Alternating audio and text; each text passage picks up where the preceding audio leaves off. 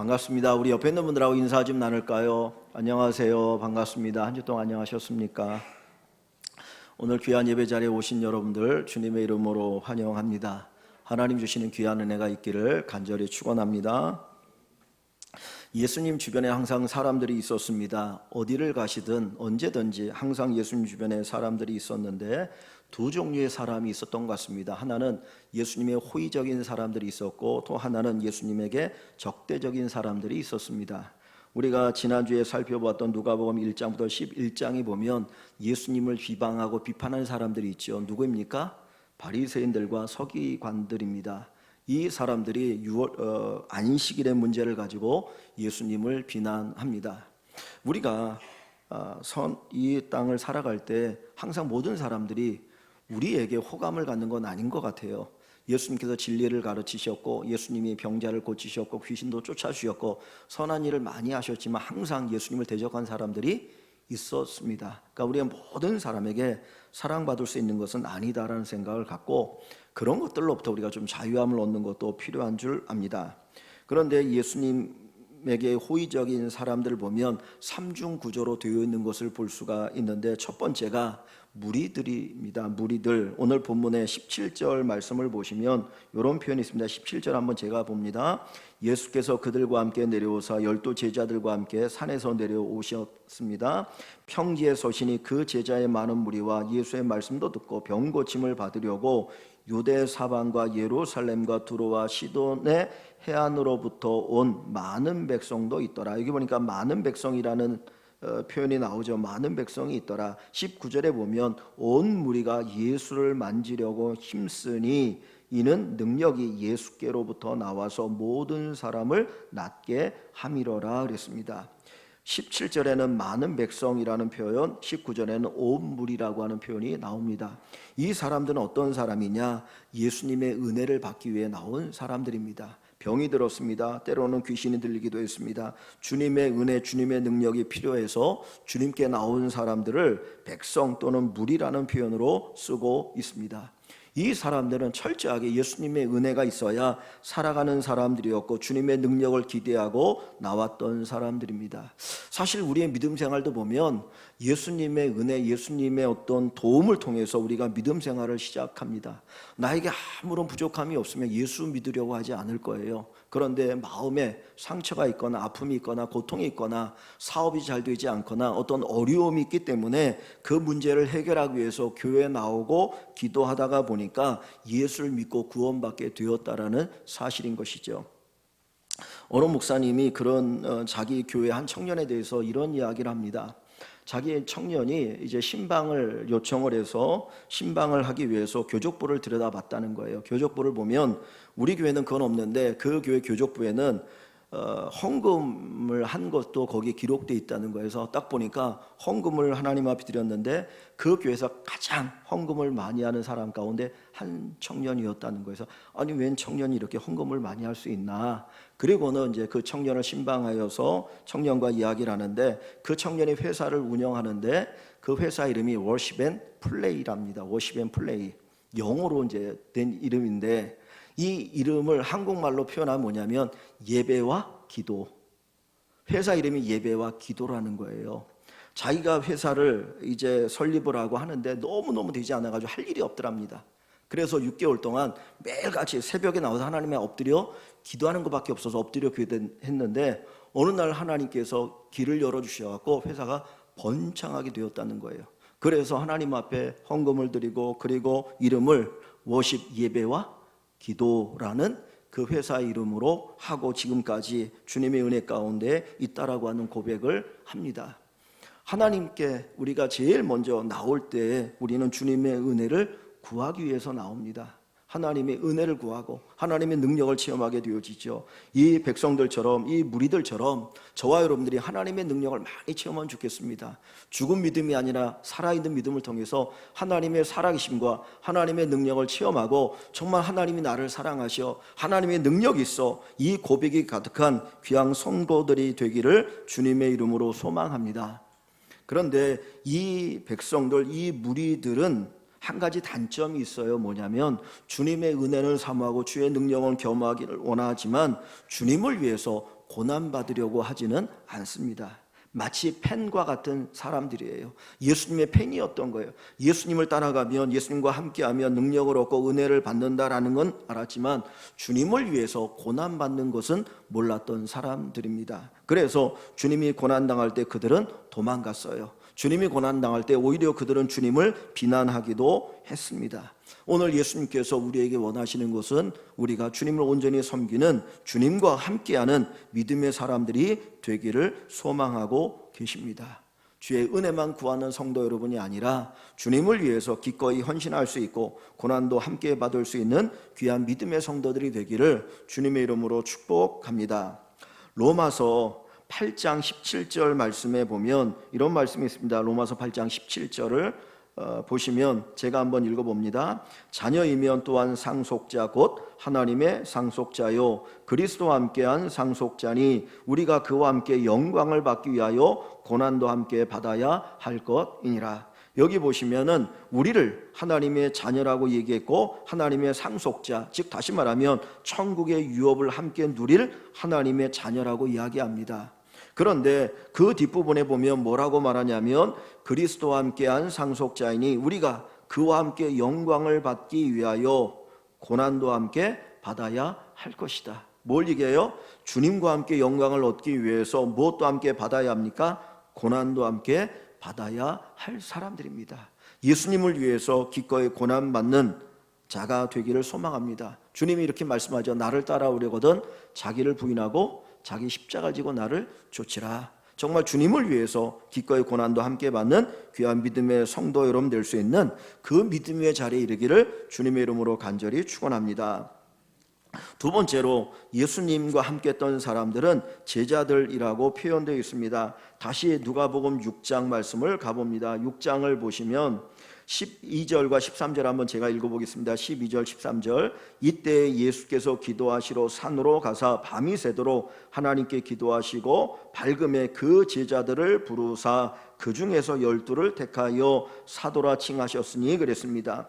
12명의 제자를 따로 세우셔서 사도로 칭하셨는데 그 이전에 많은 제자들이 있다라고 하는 것을 여기에 보여주고 있죠. 17절 말씀에 가보면 예수께서 그들과 함께 내려오사 평지에 서시니 그 제자의 많은 무리와 그랬어요.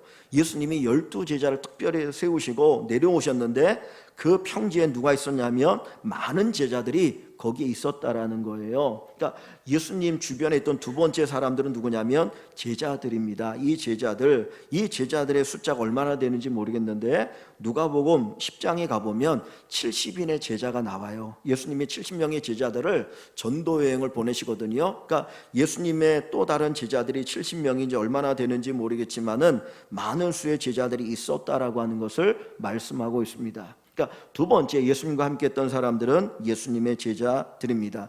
제자라고 하는 말이 뭡니까? 배운다라는 말이죠. 배우는 사람들, 어떤 스승에게 배우는 사람들을 제자라고 이야기해요. 즉 이 사람들은 예수님의 은혜를 입고 예수님의 능력을 체험했을 뿐만 아니라 나는 이제 예수님께 배우겠다, 예수님의 제자가 되어서 예수님을 배우는 사람이 되겠다라고 생각해서 예수님을 따라다녔던 사람들을 이야기합니다. 예수님의 가치관, 예수님의 사상, 예수님의 삶을 배웠던 사람들이 예수님의 제자입니다. 그들의 삶의 목적은 예수님을 닮아가는 것이었어요. 나도 예수님처럼 살았으면 좋겠다, 무슨 큰 능력 기정을 행하겠다는 것이 아니고 예수님을 닮아가는 삶을 살아가는 것, 그것이 바로 그들의 삶의 목적입니다.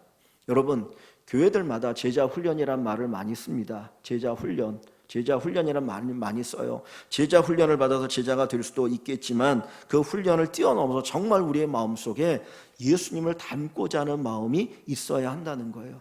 사실 지식을 배워서 예수님의 제자가 되는 건 아닙니다.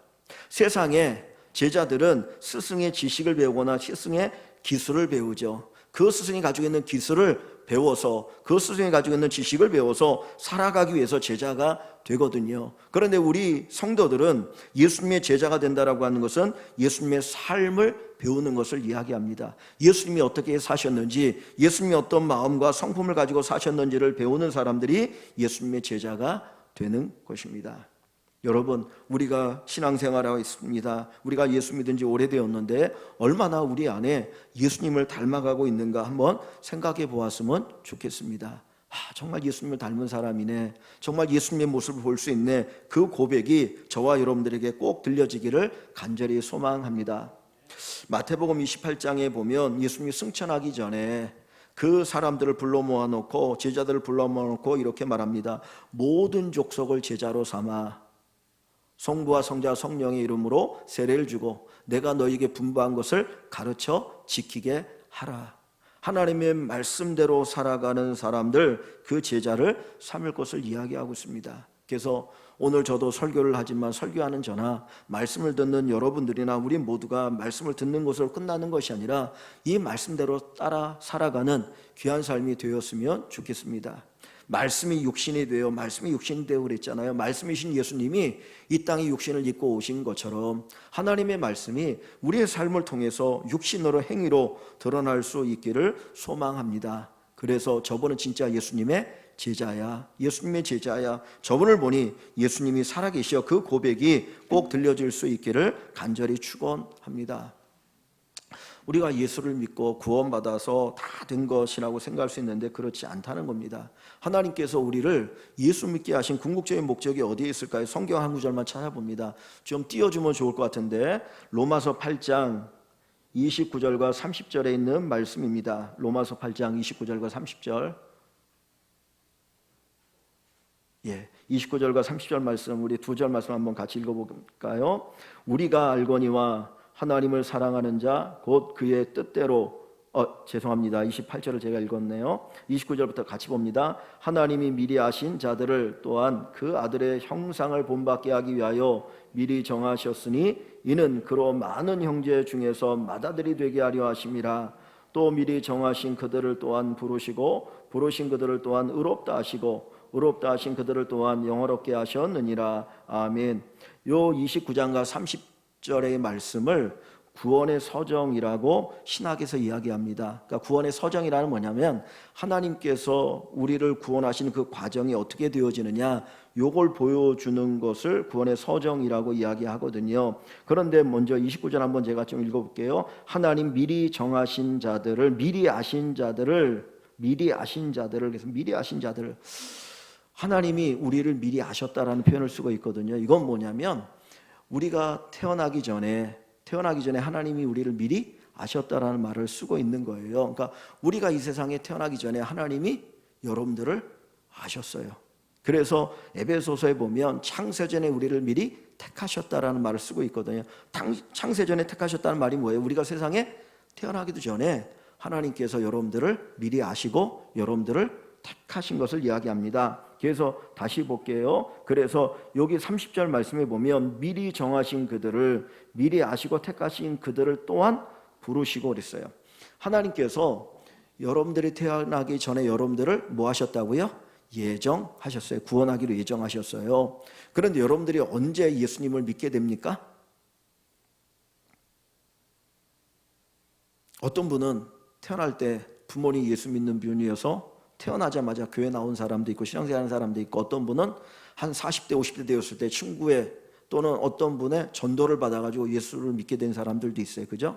그러니까 믿은 때는 달라요. 그런데 하나님께서 어느 때에 하나님이 부르십니다. 예수를 믿도록 부르셔요. 그래서 또한 부르시고 부르신 그들을 의롭다 하시고, 즉 다시 말하면 예수를 믿음으로 우리가 죄인에서 뭐가 됩니까?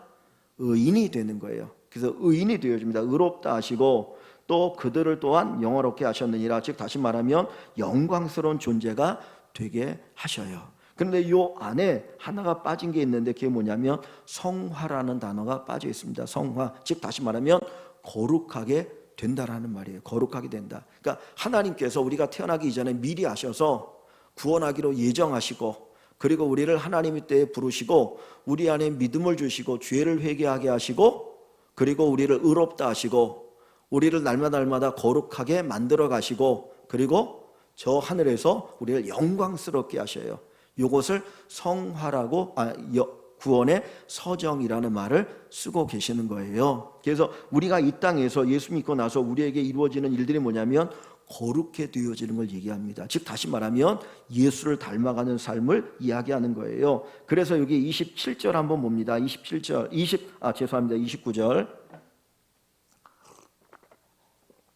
29절 말씀을 보시면 같이 읽어봅니다. 29절. 하나님이 미리 아신 자들을 또한 그 아들의 형상을 본받게 하기 위하여 미리 정하셨으니. 아멘. 자, 그 아들의 형상을 본받게 하기 위하여 미리 정하셨으니, 그 아들은 누구를 가리키는 걸까요?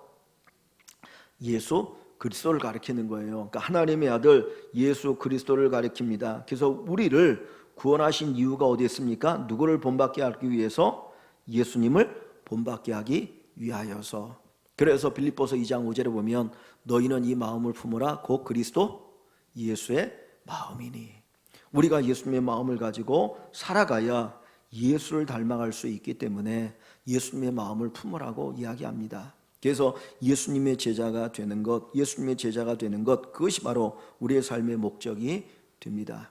우리가 지난주인가요? 누가복음 5장의 말씀을 보면 그 바리새인들이 예수님의 제자들을 비난할 때에 이런 이야기를 합니다. 왜 당신의 제자들은 금식하지 않습니까? 바리새인 제자도 금식하고 사도 요한의 세례 요한의 제자도 금식하는데 당신의 제자들이 금식하지 않습니까? 라고 얘기했더니 그때 예수님이 뭐라고 말씀합니까? 신랑과 함께 있을 때 손님들이 금식할 수 있느냐? 없다라고 얘기하죠. 금식할 수 없다. 그러나 언제는 금식할 때가 올 거라고 얘기합니까? 신랑을 빼앗길 날이 오면 그때는 금식할 거다라고 얘기하거든요. 거기서 말하는 신랑은 예수님을 이야기해요. 그래서 예수님을 빼앗길 날이라고 하는 것은 예수님이 고난을 당하시고 십자가에 죽을 그때를 의미합니다. 그때가 되면 제자들이 금식할 것이다 라는 얘기를 하거든요. 그런데 이 말씀을 우리의 삶 속에서 예수님 신랑을 빼앗길 날은 어느 때를 얘기하는 거냐? 예수님의 마음을 잃어버릴 때를 얘기합니다. 우리가 예수님의 사람, 예수님의 제자가 되어서 예수님의 마음을 가지고 살아야 되는데 어느 순간에 우리에게 분노, 시기, 질투, 미움이 있지 않습니까? 성도들이, 우리 친구들이, 우리 형제들 잘 되는 것을 보면 함께 기뻐해야 되는데 시기하고 질투할 때가 있거든요. 예수님의 마음을 가지고 살지 못할 때가 있어요. 그때 우리가 해야 될 게 뭐예요? 하나님 앞에 금식하면서 하나님 잃어버린 이 예수의 마음을 다시 회복하며 살아가게 해주십시오 라고 기도하는 것이 필요하다는 것입니다. 그래서 주님의 마음, 예수님의 마음을 가지고 살아가는 우리가 될 수 있도록 하나님 앞에 기도하는 저희들이 되기를 소망합니다. 세 번째로 예수님 주변에 있던 사람들은 누구냐면 사도들입니다. 사도들. 다시 여기 13절을 봅니다. 6장 13절을 한번 보겠습니다.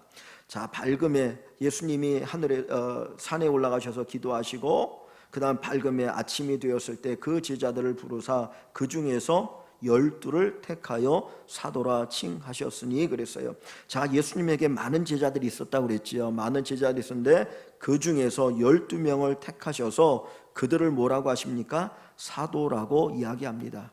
우리는 12제자, 12라면 그냥 제자로만 그렇게 이해하고 있는데 누가복음은 그들을 가리켜서 사도라고 부르고 있다는 거예요. 그러니까 제자들 가운데 주님이 특별히 부르신 12명을 사도라고 이야기합니다. 젊은 사람들이 종종 쓰는 단어 가운데 인싸라는 말이 있죠. 인싸라는 말을 쓰는데 예수님의 인싸가 되었으면 좋겠습니다. 정말 예수님께서 가장 사랑하시고 그리고 가장 가까이서 정말 믿고 무언가를 맡길 수 있는 그런 사람들이 우리 모든 성도 여러분들이 꼭 되기를 간절히 소망합니다. 주님에게 많은 제자들이 있었어요. 그런데 이들 가운데 12를 택하셨습니다. 그래서 15절부터 16절에 보면 그들의 이름이 쭉 나오는데 이 사람들 보면 우리가 아는 것처럼 뭐 대단한 사람들 압니다. 사회적으로 뛰어나고 많이 배우고 그런 사람 아니지만 주님은 이들 가운데 이들을 부르셔서 주님의 제자 그리고 주님의 사도로 세우고 계십니다. 이 사도라는 말의 뜻은 뭐냐면 보냄을 받았다라는 뜻이에요. 보냄을 받았다. 즉 어떤 사명을 그들에게 맡기셔서 주님께서 세우신 사람들을 사도라고 이야기하고 제자들 가운데 12명을 세워주신 것입니다. 오늘 우리에게도 주님께서 이 사명을 주셨다라는 겁니다. 예수님을 만났던 가장 기본적인 사람들은 무리들이었어요. 그죠? 주님의 은혜를 받은 사람들, 주님의 능력을 경험한 사람들, 이 사람들 가운데 주님이 누구를 세우셨습니까? 제자들을 세우셨어요. 숫자는 얼마나 될지 모르지만 예수님을 닮아가는 제자를 세우셨고 그들 가운데 또 12명의 사도를 세워주셨습니다. 그래서 우리 성도들에게도 저희들이 예수님의 제자가 되어질 뿐만 아니라 한 걸음 더 나가서 사도적인 이 은혜, 이 사명을 가지고 살아가는 여러분들이 되기를 소망합니다. 오늘날에는 사도가 없어요. 예수님의 제자들을 12명의 제자를 사도라고 부르고 바울을 사도라고 부릅니다. 특별히 하나님께서 이렇게 부른 사람만 사도라고 얘기하지 오늘날은 사도라고 부르지 않거든요. 근데 이단들 가운데 기독교 이단 가운데 신사도 운동이라는 게 있어요. 신사도 운동이라고 있는데 제가 이거는 얘기를 하는 거냐면 자기들이 사도라고 이야기합니다. 이거는 다 이단이에요. 이런 데 빠지면 정말 안 됩니다. 그러니까 우리가 여기의 말씀 속에는 사도적이라는 표현을 쓸 수 있습니다. 하나님이 우리를 보내셔서 어떤 사명을 주시고 그 사명을 감당하도록 보내는 사람들이 바로 사도입니다. 오래전에 유행했던 책 가운데 하나가 뭐냐면 사명이 이끄는 삶이라는 책입니다. 혹시 여러분 기억하십니까? 사명이 이끄는 삶, 릭 워렌이라고 하는 목사님이 지어서 전 세계적으로 엄청난 베스트셀러가 된 책인데 사명이 이끄는 삶. 그래서 거기 보면 기독교에는 5가지 사명이 있다. 그래서 뭐 예배부터 시작해서 5가지의 사명을 이야기합니다. 왜 그 책이 베스트셀러가 되었느냐 하는 것은 왜 사는지에 대한 답을 거기서 주고 있기 때문이에요. 우리가 이 땅을 살아갈 때 왜 살아가야 되느냐 하는 부분을 알려주기 때문에 그 책이 베스트셀러가 되었습니다. 두 번째는 가장 가치 있는 삶의 비결이 뭐냐? 그것은 바로 사명으로 살아가는 삶이 가장 가치 있는 삶이 되어집니다. 인생을 이끌어가는 그 힘을 뭐라고 얘기하느냐? 사명이라고 이야기합니다. 내게 사명이 있느냐 사명이 없느냐가 그 사람의 삶을 가치 있게 만드느냐 가치 없게 만드느냐를 결정합니다. 여러분들은 사명을 가지고 살아가고 있습니까? 하나님이 여러분에게 주신 사명이 있으십니까? 우리는 막연하게 사명하면 생각하기 어려운데 우리가 가지고 있는 이 직분이 사명이죠. 하나님이 저에게 주신 직분, 여러분이 주신 직분이 사명입니다. 여러분이 하는 일이 사명입니다. 여러분이 가지고 있는 재능이 사명입니다. 그 속에서 사명을 발견하고 그 사명을 가지고 살아갈 때 여러분의 인생이 복된 인생이 되어질 줄 믿습니다. 커릴 터너라고 하는 사람이 이런 말을 합니다. 사명이 없으면 사람들은 대체로 물질적인 목표밖에 갖지 않게 된다. 사명이 없으면 물질만 쫓아간다는 거예요. 사명이 없으면 돈 많이 버는 것만 쫓아가게 되어집니다. 오늘날 젊은 사람들이 사명 없이 살아가지 않습니까? 그래서 그런 이야기를 하더라고요. 정말 돈도 없는데 외제차 타고 다니면서 정말 빚지고 살아가는 청년들이 많이 있다고 합니다. 사명을 잃어보니까 그냥 그것 가지고 자기를 발견하려고 하는 그런 어떤 목표로 살고 있는 것이죠. 오늘 하나님께서 저와 여러분들을 구원하셔서 우리에게 주신 사명이 무엇입니까? 하나님께서 여러분을 통해서 이루기를 원하시는 사명이 무엇인지 한번 살펴보기를 소망합니다. 주기도문에 보면 하늘에서 뜻이 이루어진 것처럼 땅에서도 이루어지기를 원합니다. 하나님의 나라가 이 땅에 이루어지길 원합니다 라고 우리로 하여금 기독해 하셔요. 하나님의 뜻이 여러분들 통해서 이루어지는 것, 그것이 사명입니다. 하나님의 나라를 이 땅에 퍼뜨려 나가는 것, 그것이 바로 사명입니다. 솔로몬은 그가 왕이 되었을 때 하나님 앞에 무엇을 구합니까? 지혜를 구하죠. 그가 왕이 되는 것 자체가 그의 목적이 아니었습니다. 그는 그 왕의 역할을 잘 감당하는 것, 그것이 목적이었고 그것 위해서 하나님 앞에 기도하였습니다. 하나님께서 우리에게 주신 사명들이 다 있습니다. 여러분의 직장에서, 여러분의 가정에서, 교회에서 우리에게 주신 그 사명을 잘 감당하며 살아가는 귀한 은혜가 있기를 소망합니다. 그래서 무리를 넘어서 제자가 되시고 제자를 넘어서 사명자가 되시는 그런 축복이 있기를 간절히 소망합니다. 지난 주간에 이제 목사님들 회의가 있어서 모임을 가졌는데 저 경기도 광주에 있는 한 장소에서 모임을 가졌습니다. 그곳이 어떤 곳이냐면 그 뮤지컬 극단 광야라고 하는 그 극단에서 운영하는 카페 겸 학교입니다. 몇 년 전에 우리 청년들을 데리고 그 뮤지컬을 보러 간 적이 있었는데 기독교 뮤지컬이에요. 근데 이 장소가 기독교 뮤지컬 배우를 키우고 양성하는 그 학교를 운영하는 곳인데, 이곳을 운영하는 분이 누구냐면 김관영이라고 하는 목사님입니다.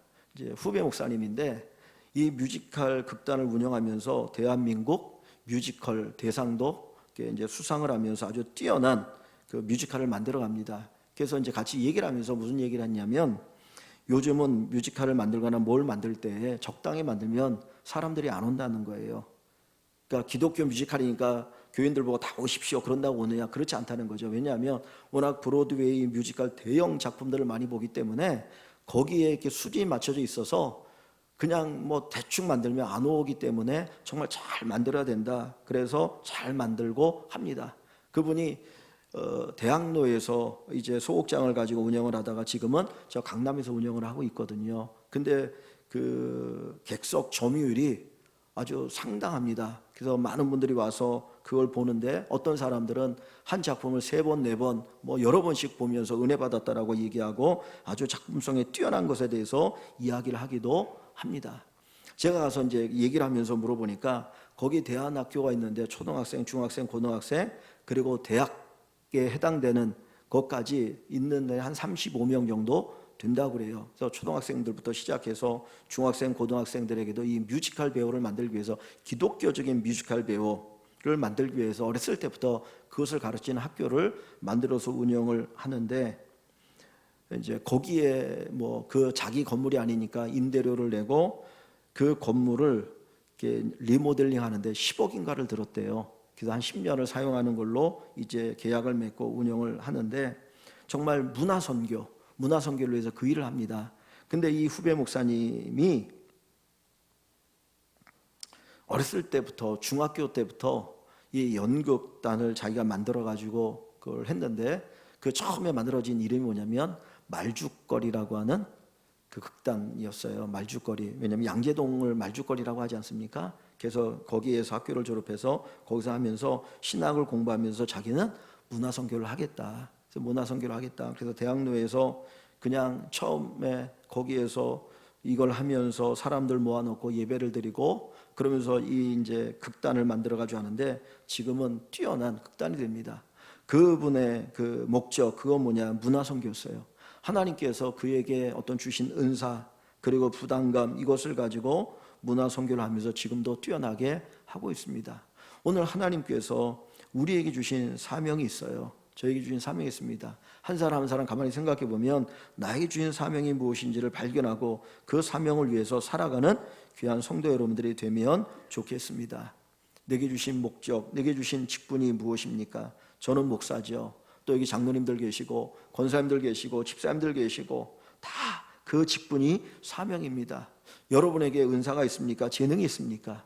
그 재능이 여러분들에게 사명이 되어질 것입니다. 그래서 하나님께서 여러분들에게 주신 은사와 그 어떤 직분을 가지고 하나님의 귀한 사명을 감당하는 귀한 분들이 되시기를 주님의 이름으로 간절히 축원합니다.